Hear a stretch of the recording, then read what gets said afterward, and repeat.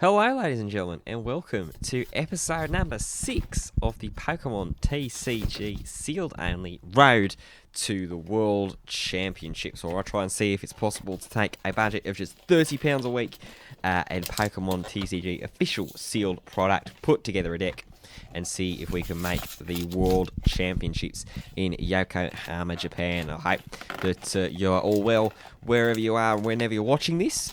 Today, we're opening a bit of a different one. I'm not crazy, I swear. I mean, a little bit, but, you know, I'm just trying to talk over and ignore you and distract you from the fact that it's literally taking me about 5 minutes to open up this box. But we are opening up a Zacian Level X Celebrations pin box. This set us back £26 and 95 pence, which leaves us with £9 and 11 pence left in the budget for next week's episode. So yeah, I wanted to open something a little bit different, but also something that has a little bit of use for us, or could possibly have a little bit of use for us down the future as I start twiddling with the pin badge that comes with this collection and this set. I am a very, very massively undiagnosed neurodivergent, so anything shiny and moving is immediately going to give me happy feeling, happy zaps. Also get that lovely Zacian Level X promotional card. 4 packs of Celebrations, 1 Chilling Reign, 1 Vivid Voltage. So we're going to get the actual Sword and Shield sets out of the way. 1 Chilling Reign, 1 Vivid Voltage. I think there are still a couple of cards that we could pack from Chilling Reign that might help us out. We'll see if we can grab one. So we get Crabominable, Spiral Energy, Honey, Coughing, Galarian Yamask, Snorunt, Boonsweet, Kubfu, Larvesta, and we hit a Metagross V. We get an Ultra. Not necessarily one that's going to see any play whatsoever, but, you know, we get ourselves a cheeky little bonus Ultra.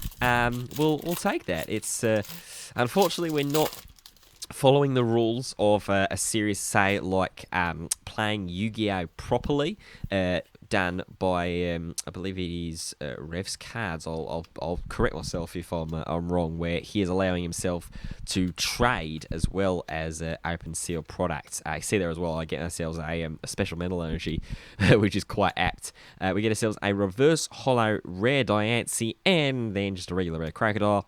So Vivid Voltage was a bit of a bust. We expected that was going to be the case, but now we get to open up 4 packs of Celebrations. This is my first time actually opening this set ever. I kind of just overlooked this set for some reason. I opened quite a lot of Evolutions when that came out, but Celebrations I missed the wave of. So we have Cosmog, we have Yveltal, we have Palkia, the wrong one, and a Lunala. I love the designs of these cards. Yeah, I really, really love these cards, and I love the idea and the concept of this set as well. Being able to revisit some of the iconic designs and things like that of Level X's, Prime cards, EX's, which we are getting a triumphant return of at the beginning of next year. So in the second pack we get Cosmog, Cosmoem, Zekrom, and Solgaleo. So we actually get a perfect evolution line in that pack as well. We're not going to play it, but also interestingly that Solgaleo has the rush-in ability, which a certain Keldeo EX had way back in the day when I first started playing. People were rush in retreat with Keldeo EX in their Team Galactic decks, as we get some of the black and white legendaries, Lugia, and we get a Professor's Research as well, which is gonna fit into our deck as a replacement for one of the 2 Professor's Research that we already play. And then final pack, we get a Groudon, we get a second Yveltal, not necessarily a bad thing. We get a Tribute Blastoise card, and a Flying Pikachu VMAX.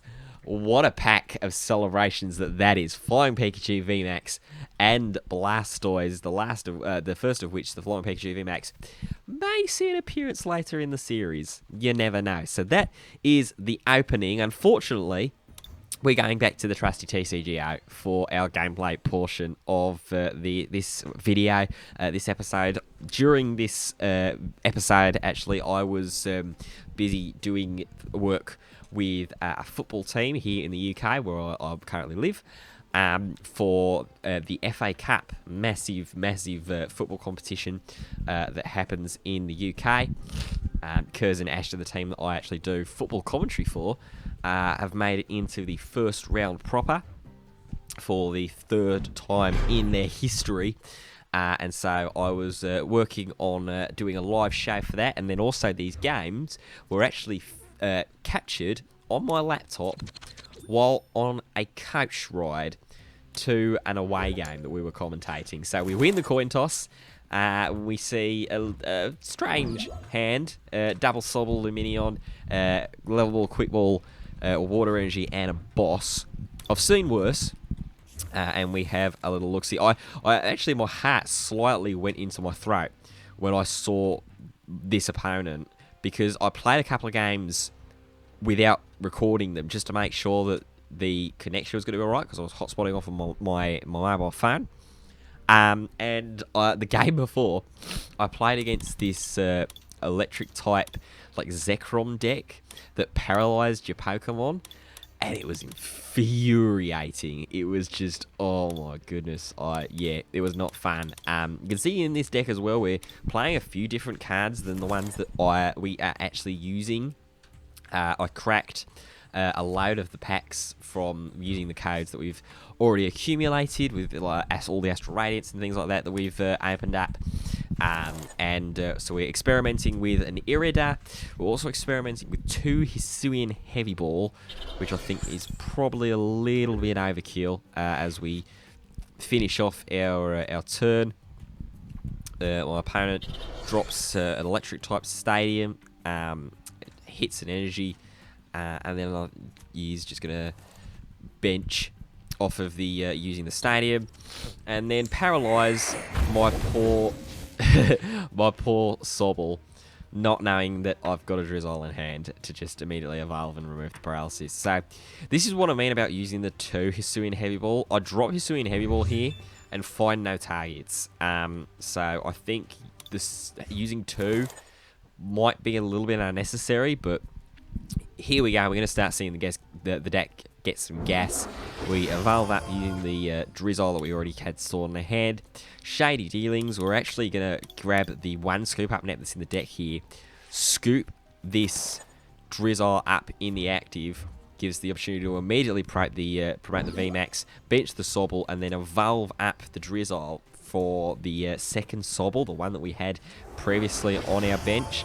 So we get another run at Shady Dealings. We hit the Evolution Incense to get up to the Ice Rider VMAX. I've got Luminion V in my hand ready to grab the supporter. I don't think I actually have a water energy in the discard pile. Doesn't matter. Opponent scoops, and that is going to be the end of that first game. And we get ourselves a Brilliant Stars pack as well. So we're going to have another pack opening in this episode to see what we can get on the TCGO account. I'm finding that I'm using this a lot more, obviously, just for recording these videos, series, and also just to actually test and to practice. So we're going to open up. You can see I've also got 4 Lost Origin codes and 4 Lost Origin packs saved, hoping to try and use those as trade bait for Palkia Vs and V-Stars, but they are expensive on the trade market right now. So the rare is a V. It's a Raikou V. Is it going to be something that we look to try out? Probably not at this stage, but you never know. Down the line, we might start and see if we can build a lightning type deck. Rotom V and VMAX, I think it is the VMAX that's coming out soon, and is looking to possibly get a little bit of support in the final sets of the Sword and Shield era. Of course, we've got Silver Tempest coming up as the final actual sort of core set, if you will. And then we're getting a special celebratory sword and shield set as well, just before the release of the Scarlet and Violet base. So, game 2 against a Dark Box kind of deck. My opponent does have to take a mulligan here. I think he actually ends up taking 2, and I sort of root through and go through the cards that he mulliganed away, and I see that Darkrai V-Star.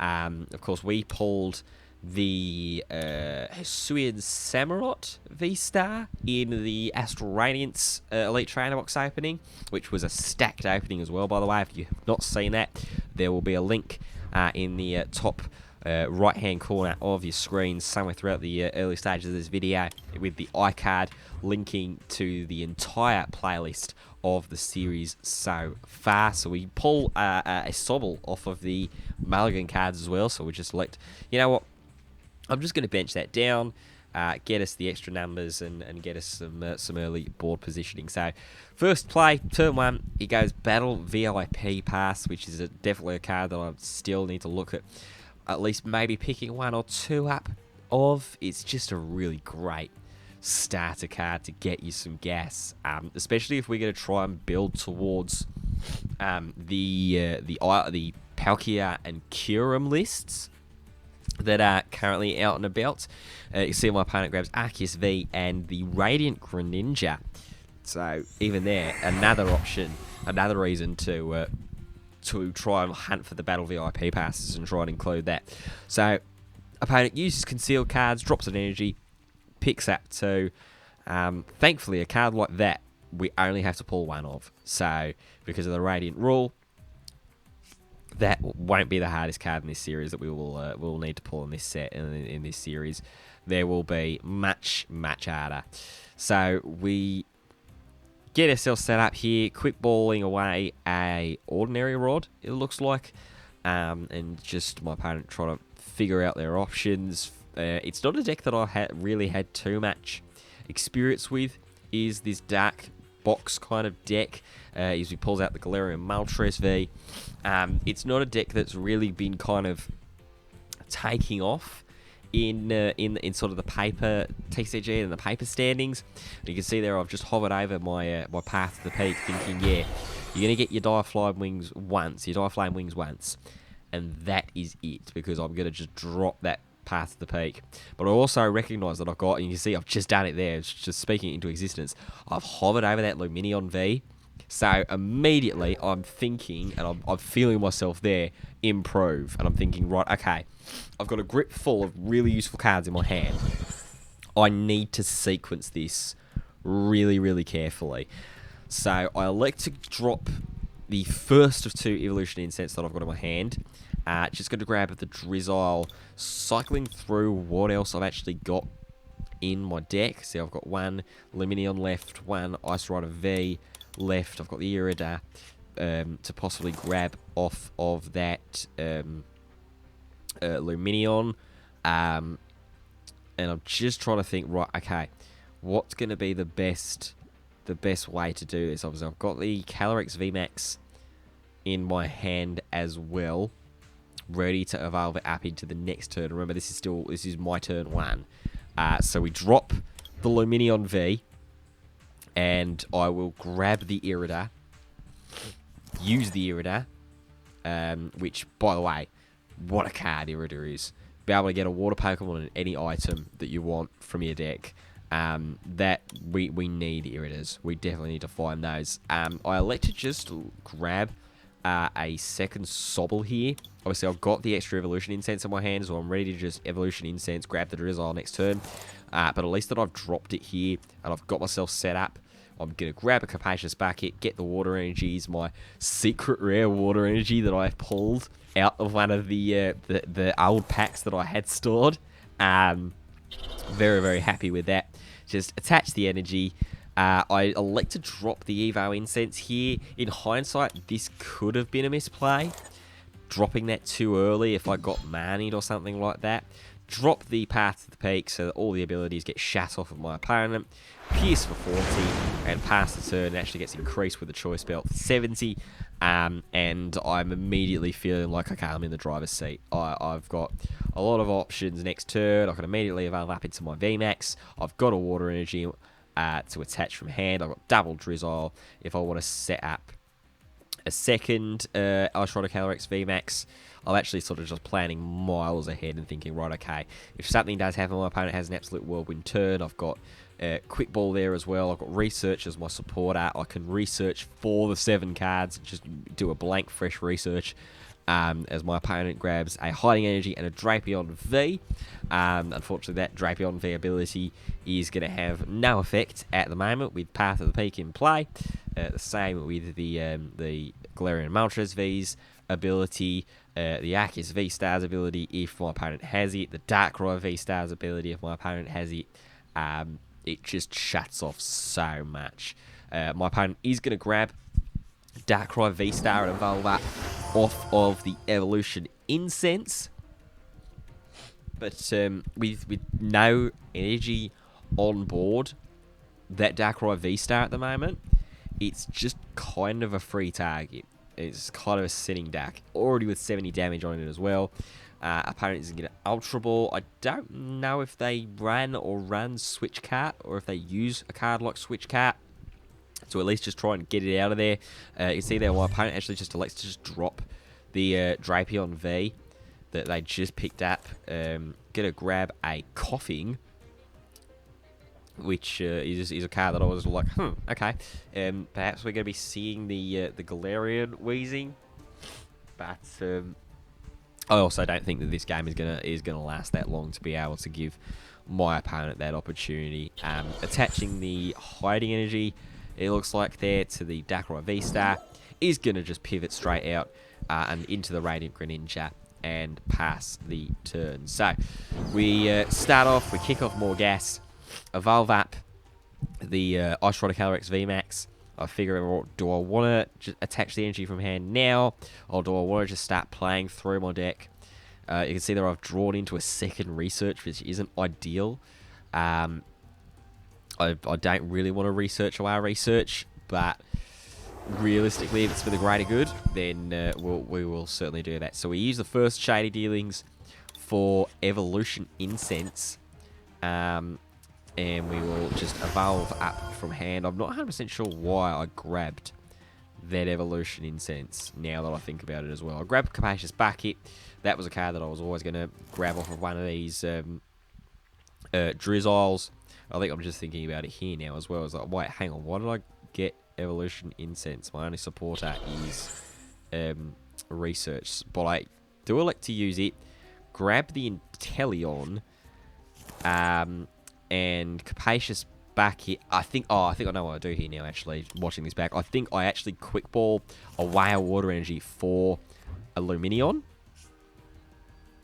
And we scroll across. That's exactly what I do. Yeah, so I actually Quick Ball away a Water Energy, grab the Lumineon, and you can just see I'm searching ahead here to try and figure out what supporter options I've got. I see there's a Marnie. I see that there is a the Melanies.